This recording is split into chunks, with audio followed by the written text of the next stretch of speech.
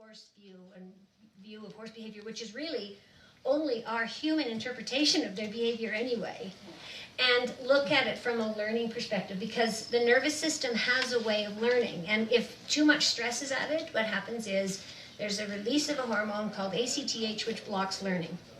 Now, how do we know which animals or which horses, where that level is, right? I mean, a certain amount of stress has to take place in order for change to happen, but if it's too much, then it stops happening. Now, if you have a really skilled rider, and we were talking a little bit about this last night, Lisa, is you can get somebody who's really skilled, and they can get horses to do lots and lots of things.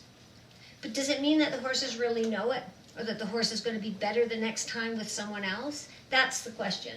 So our interest is in teaching horses how to learn. And that goes beyond just training. And I consider the difference between training and education is training is, I don't know, most of us use computers. Training is knowing how to work your way through, say, Word or through some programs. And education is understanding how computers work. Like, who knows that?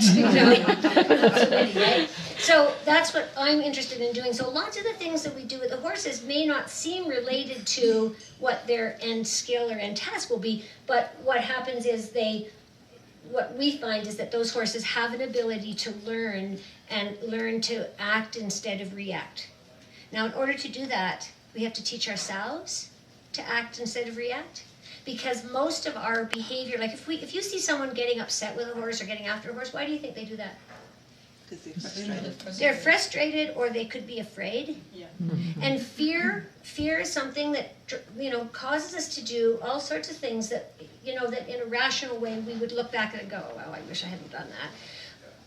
But it happens to horses too. And I feel like what we need to do is we look at, from a TTouch perspective, is how do we look at things from the animal's point of view instead of only our point of view? Now, does it mean that we're really going to understand what they're thinking or whatever? I don't think we can.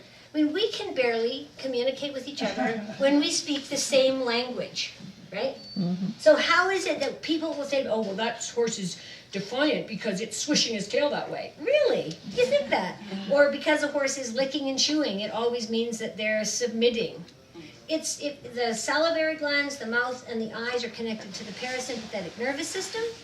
So you can have it as a release of stress. You can have it as a relaxation. You can have it as a coping mechanism.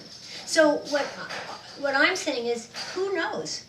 And I think that if we can broaden our sort of how we observe horses, because that's one of the big components that we do, is we teach people how to observe and really look at horses and look for the small things that they go to tell us rather than just when they shout at us.